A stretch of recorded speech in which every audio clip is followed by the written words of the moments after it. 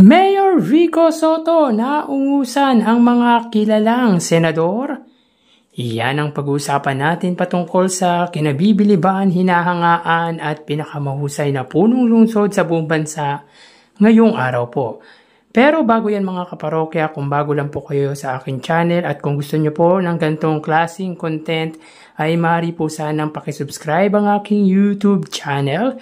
Paki-like and share na din po mga kaparokya para mas dumami po ang makapanood ng content natin. Maraming salamat po sa inyo mga kaparokya at maraming salamat din po sa lahat po ng solid viewers natin, sa mga subscribers and of course sa mga OFW na patuloy na tumatangkilik, patuloy na sumusubaybay ng munti po nating channel. Again, maraming salamat at sobrang na-appreciate ko po kayo mga kaparokya. So yun nga mga kaparokya, bago natin simulan ang ating topic, ay gusto ko po muna sa inyong magtanong. Una, pabor po ba kayo na tumakbo sa pagkasenador si Mayor Vico Soto? At pangalawa, para sa inyo bakit dapat siyang tumakbo? At bakit para sa inyo wag or di dapat siya tumakbo bilang senador? Paki-comment naman po ang sagot nyo patungkol nga po dito.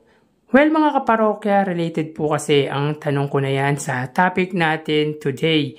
Pero ibibigay ko po muna sa inyo yung opinion ko for that matter. For me kasi mga kaparokya is a big no. Bakit kanya mga parokya? Una, ayaw ko po talagang putulin ang prinsipyo ni Mayor Vico Soto na maging bahagi po ng political dynasty. Remember mga kaparokya, his uncle na si Tito Soto is currently in the Senate with higher position. Siya po ang kasalukuyang Senate President ng bansang ito. Kahit pa sabihin natin mga kaparokya na pwede na po siya sa Senado, ay mas naniniwala ako na paninindigan nito yung prinsipyo niyang yon. At of course, he also said na hindi siya tatakbo in any post by 2028 after his term. Yan po ang sinabi niya sa kanyang inauguration. Kaya I'm quite confident na bukod sa gusto ko yan, for sure yan din po ang gustong gawin nito. Unless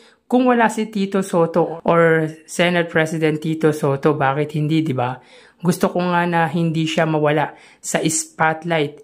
I mean, kapag wala siya sa limelight, medyo mababawasan yung popularity ni Mayor Vico Soto. Though hindi naman malilimutan ang magagandang ginawa ng butihing mayor sa lungsod po ng Pasig. Siguro gusto ko lang talagang nakikita siya not on mainstream media, kahit sa social media lang. Kasi hindi naman masyado sa social media ang butihing mayor.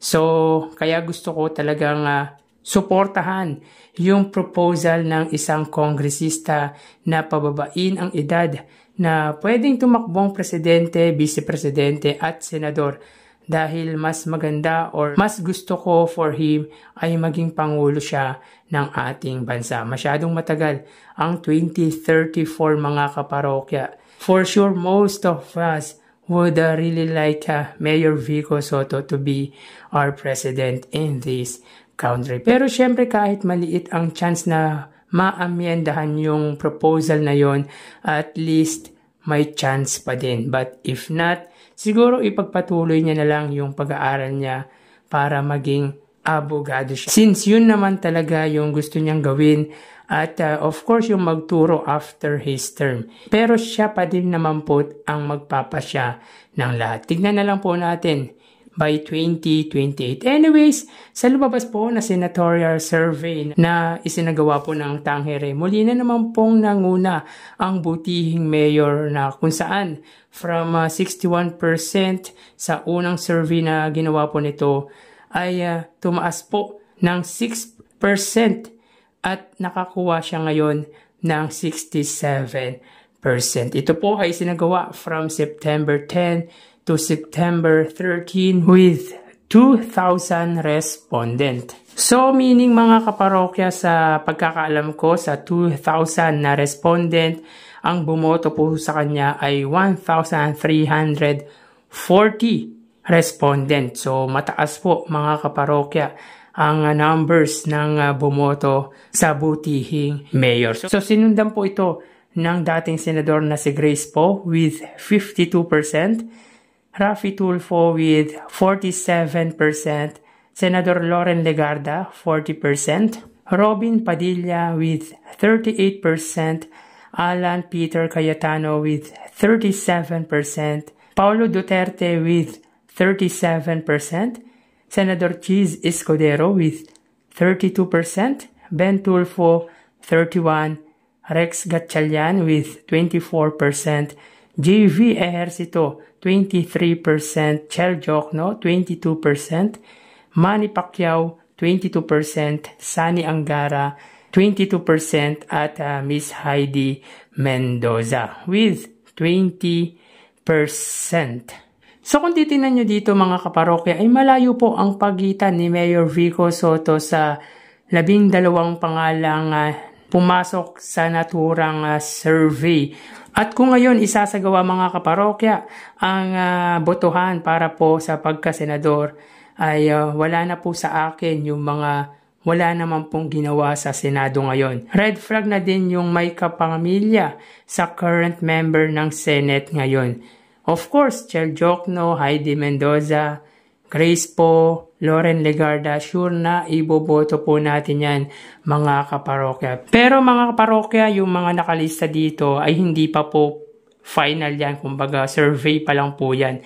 Like nangyari po nung nakaraang botohan, nakapasok po si Ben Tulfo sa 12 pero hindi pa rin po siya nagwagi. Kumbaga, guide pa lang po yan mga kaparokya. Pwede pang mabago pa po ang survey na inilabas po ng Tangere. Ang hindi lang mababago dyan mga kaparokya is number 1 and siguro yung number 2. Pero dito mga kaparokya naungusan ni Mayor Vico Soto yung mga datihan ng senador, mga veteranong senador which is hindi naman katakataka dahil sa credentials nito. Pero again, para sa akin ay wag na munang mag-senador si Mayor Vico Soto. Maybe after na lang ng term ni Senador Tito Soto or Senate President Tito Soto. For sure, hindi natatakbo si Senador Tito Soto by 2031 dahil sa age.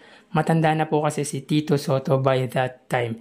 Pwede naman pong maging cabinet member si Mayor Vico Soto sa uupong Pangulo after BBM. Basta gusto siyang kunin. Willing naman magtrabaho sa gobyerno si Mayor Vico Soto. Pwede naman siyang magturo at mag-aral kung yun naman ang nais ng puso niya. Kasi naniniwala ako mga parokya hanggat nasa Pasig si Mayor Vico Soto, hindi basta-basta makakapagkurakot ang papalit sa kanya. Lalo na kung kaalyado nito ang mananalong mayor sa after ng kanyang termino dahil sa sistemang iniwan nito mga parokya mahirap na pong mangurakot sa nasabing lungsod kasi kapag hindi satisfied yung mga Pasigueño ay pipilitin nilang patakbuhin uli si Mayor Vico Soto or maybe mapipilitan tumakbo ulit si Mayor Vico Soto bilang mayor ng lungsod po ng Pasig. So ulitin ko po mga kaparokya, pabor po ba kayo maging senador si Mayor Vico Soto? Pakilagay naman po ang opinion nyo patungkol nga po dito. So hanggang dito na lang po tayo mga kaparokya. Magsiingat po tayo palagi. Thank you and God bless.